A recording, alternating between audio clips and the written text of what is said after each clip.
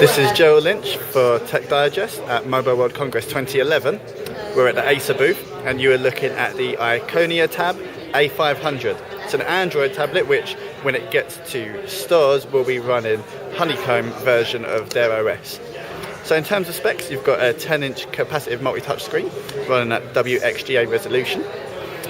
The processor is an NVIDIA Tegra 250 dual-core CPU, which allows for pretty nifty sort of graphically intensive gaming apps and the like.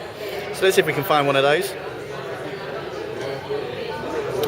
Now, Acer have chosen not to go for any sort of physical Android buttons here. Instead, you've got a little sort of swipe pad on the side. If I can just bring that up. Again, this is sort of work in progress software, so it's a little bit temperamental. We'll come back to that in a minute. So here we go with the Dungeon Hunters app. Let's quickly get in here.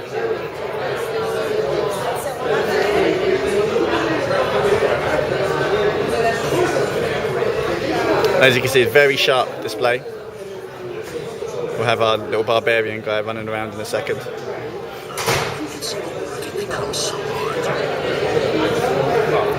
Other sort of features of the Iconia Tab are 720p video playback. We've also got a 5 megapixel autofocus camera on the rear, if I can just lift this up. Over there. With a 2 megapixel webcam on the front.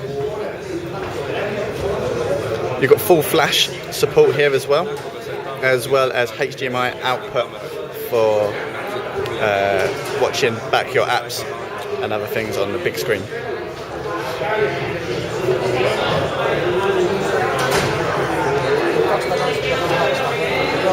So like I said earlier, it's sort of very early software build still.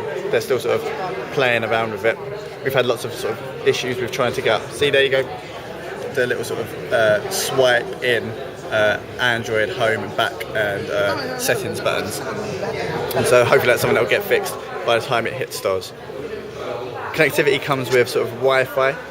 The A501 version will also have a 3G connection too.